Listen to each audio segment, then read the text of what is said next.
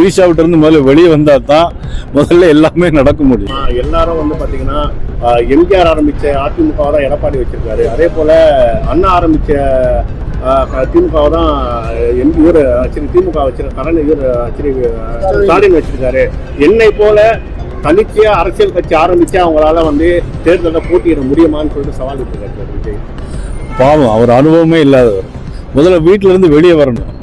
இவர் அதாவது குடும்பத்தோட நல்ல உறவு வைக்கணும், நல்ல தலைவர்கள் வழி நடத்தின இயக்கத்தை நல்ல முறையில சொல்லணும். முதல்ல இதுல இருந்து வெளியே வரணும். முதல்ல வீட்டுல இருந்து வெளியே வந்தாதான் பதிவு பண்றாரு விஜய். அதாவது விஜய்க்கு திமுக தான் போட்டி, மற்றவங்க எல்லாம் மக்களால தெரிவு செய்யப்பட்டவங்க. களத்துல வந்து திமுக மட்டும் தான் இருக்கு, அதனால நாங்க திமுக மட்டும் தான் பேசுவோம். மற்றவங்க எல்லாமே மக்களால் நிராகரிக்கப்பட்டவங்க எலெக்ஷனு. நான் சொல்றேன், ஒரு களத்துல ஒரு கவுன்சிலர் கூட இல்லாதவன், அதாவது கூரை ஏறி கோழி பிடிக்க முடியாதவன் வானம் ஏறி வைகுண்டம் போக முடியுமா? இதுதான் விஜய்க்கு பதில். கூரை ஏறி கோழி பிடிக்க முடியாதவன் வானம் ஏறி வைகுண்டம் போக முடியுமா? ஒரு காலம் முடியாது. திரிஷாவிட்ட இருந்து முதல்ல வெளியே வந்தா தான் முதல்ல எல்லாமே நடக்க முடியும். 2 வருஷத்துல வந்துருச்சு எனக்கு அப்படின்றத சொல்றாரு சார். அனுபவத்துல பார்க்கணும். உங்களுக்கு சட்டியில் இருந்தா தானே அகப்பியில வரும். உங்களுக்கு இதெல்லாம் இப்படி சார் 32% வாக்கு இருக்குன்னு தான் ஒரு நடிகர்னால சொல்ல முடியுமா? முதல்ல குடும்பத்திலிருந்து வீட்டுல இருந்து வெளியே வரணும் சார். குடும்பத்தினா வந்து ஒரு கட்சி நடத்தணும் சார். முதல்ல என்ன அரித்தமெட்டிக்கா அவங்க சொல்றாங்கன்னா சார் போட்டி. இங்க பாருங்க, நான் அவரை பத்தி எல்லாம் பேசுறேன். ஏன்னா அவர் ஆளே கிடையாது. எனக்கு கூட்டமா இருக்கு சார். கூட்டம் இருந்தா என்ன சார்? ஓட்டு வேண்டாமா சார்? விஜயகாந்த் கூடாத கூட்டமா? ஓட்டு வேண்டாமா? நம்பிக்கை. நானும் இப்ப அங்க பாருங்க, நானும் அனுமதி ஆஞ்சநேயர் மாதிரி இந்த மலையை தாண்டுவேன்னு சொல்லலாம். நம்பிக்கை தான். முடியுமா சார்? அது எம்எல்ஏ சீட் கூட வெல்ல மாட்டாரு, ஒரு சீட் கூட ஜெயிக்க முடியாது. மற்ற கட்சியினருக்கு வந்து ஈஸியா வந்து பர்மிஷன் கிடைக்கிறது. ஆனா நான் என்னுடைய மக்கள் என்ன பாக்குறதுக்கு பர்மிஷன் வந்து அவருக்கு மட்டும் ஏற்றப்பட்ட. எனக்கு விஜய் சொன்னாருங்கிற மட்டும் நான் எடுக்கல.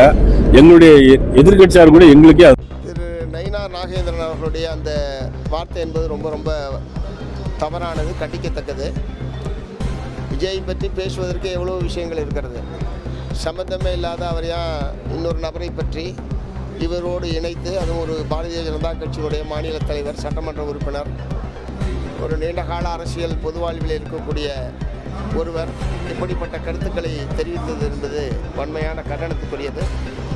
இத்தகைய கருத்துக்களை, இப்படிப்பட்ட கருத்துக்களை பகிர்வது என்பது முற்றிலும் தவிர்க்கப்பட வேண்டும். அது யாராக இருந்தாலும் முற்றிலும் தவிர்க்கப்படும்.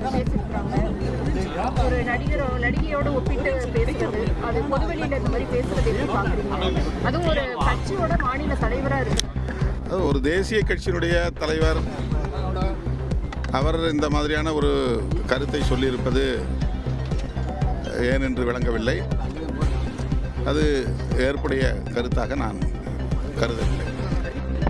Shocking. Why he is talking about the Trisha? Why he is talking about Trisha? BJP having lot of work, the ruling party in the country. Why you talking about Trisha? Why talking about the personal life? This is not fair. Sir, Nainar Nagendran வந்து இதெல்லாம் ஒரு கட்சி. நான் சொல்றது கேளுங்க. அதெல்லாம் ஒரு கட்சியா, அவங்களாம் ஒரு ஆளா? நீங்க கொடுங்க சார். நயினார் நாகேந்திரன் வந்து இதெல்லாம் ஒரு கட்சி. நான் சொல்றது கேளுங்க. இதெல்லாம் ஒரு கட்சி. நான் சொல்றது கேளுங்க. அதெல்லாம் ஒரு கட்சியா, அவங்களாம் ஒரு ஆளா? நீங்க கொடுங்க சார். நயினார் நாகேந்திரன் வந்து இதெல்லாம் ஒரு கட்சி. என்ன சொன்னாரு? நான் உண்மையாக கவனிக்கல. என்ன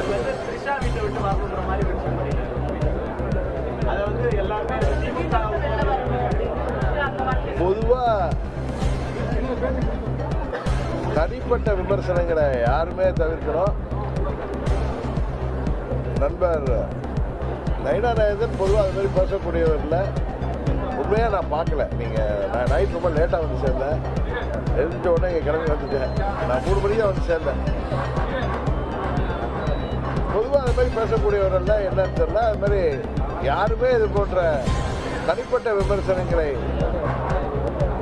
தவிர்ப்பது தான் ஆரோக்கியமான அரசியலாக இருக்கும்.